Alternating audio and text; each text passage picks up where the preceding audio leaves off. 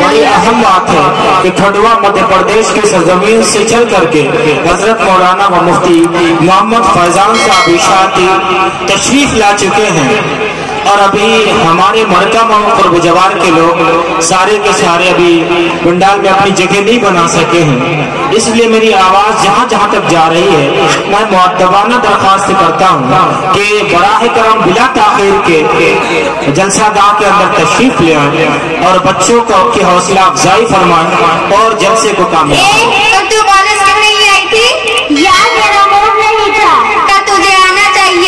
बहुत मस्ती की थी।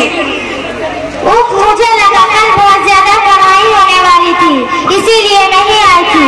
यहाँ तो कुछ उल्टा ही हो गया है। तो इतना लेट क्यों हो गई आने में? मैं गिर गई थी और मुझे चोट लग गई थी। चल छोड़ मेरा तो रोज कहीं ऐसा। मैं तुम दोनों से एक क्वेश्चन पूछूं? हाँ पूछो। ऐसी कौन सी जगह जहाँ पर अपने सारे फ्रेंड्स होते तो भी अपने आप को अकेला फील करते हो? नहीं पता मुझे। नहीं पता मुझे। चल तुम ही बता दे। क्या तुम लोगों को इतना भी नहीं पता अपने कॉलेज का एग्जामिनेशन हॉल जहाँ पर अपने सारे फ्रेंड्स होते तो भी अगर अपने आप को अकेला फील करते हो? सही कहा तुमने। नहीं, वो तेरी ड्रेस कितनी प्यारी लग रही है। Thank you. लेकिन तुझे इसका कलर थोड़ा अच्छा लेना चाहिए था आजकल के फैशन के हिसाब से। तुम यहाँ मेरे कलर की बात कर रही हो, लेकिन ये लड़की इतने दिनों से एक ही काली टाइप की ड्रेस पहनकर आ रही है। तुम इसके बारे में क्या बोलोगी? हाँ, कॉलेज होने के बावजूद भी लड़की अपने आप को इतना कवर करके आती है। चलो चलो इसके पास चलकर पूछते हैं ऐसे क्यों आती है। अस्सलाम वालेकुम वरहमतुल्लाहि वबरकातुहू। वालेकुम अस्सलाम वरहमतुल्लाहि वबरकातुहू। जब आप किसी से मिले या बात करें तो पहले सलाम किया करें। वाओ नाइस, मीनिंग ये तो हमको पता ही नहीं था। हम तुमसे क्वेश्चन पूछें? हाँ पूछो। तुम इतना काला काला होकर क्यों आती हो? तुम इतनी बड़ी बेडशीट में जल्दी कैसी हो? तुम्हें दिखता कैसे होगा? तुम्हें सांस लेने में प्रॉब्लम नहीं होती? तुम सब इतने क्वेश्चन सिर्फ इसलिए कर रही हो क्योंकि तुम्हें पर्दे के इम्पोर्टेंस मालूम नहीं। तुम कॉलेज में भी इसी तरह से आती, तुम्हें शर्म फील नहीं होता? कॉलेज हो या कोई भी हो, अपने के नकाब में सेफ्टी के लिए इसमें शर्म वाली क्या बात? और इसमें कैसी सेफ्टी? इससे क्या होगा?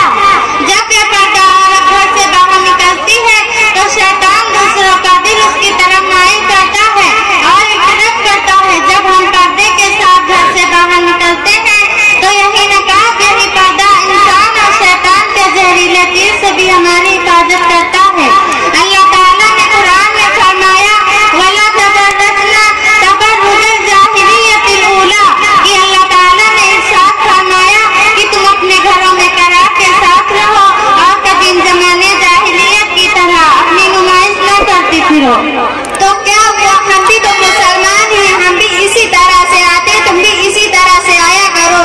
ये तो आजकल का फैशन है, सभी इसी तरह से रहते हैं, तुम भी इसी तरह से रहा करो। सब में और हम में बहुत सा फर्क है। हम मुसलमान कौम की औरत हैं और औरत का मतलब ही छुपाई जाने वाली चीज है। तुम्हें ऐसे समझ नहीं आएगा। मैं तुम्हें एक एग्जाम्पल देती हूँ। ये एक पैक चॉकलेट है।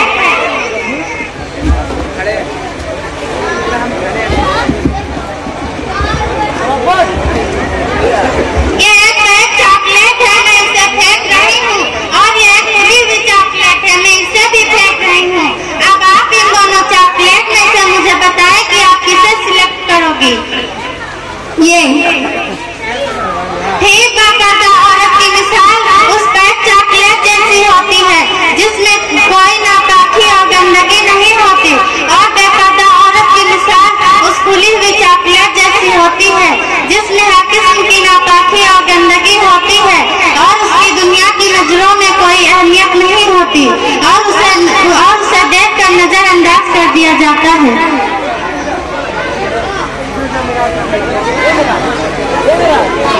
वाह नाइस, मीनिंग ये तो हमको पता नहीं। क्या इस्लाम में सारी पाबंदी औरतों पर है? क्या इस्लाम में मर्दों के ऊपर कोई पाबंदी नहीं? नहीं, ऐसा बिल्कुल भी नहीं है। जिस कुरान में अल्लाह ताला ने औरतों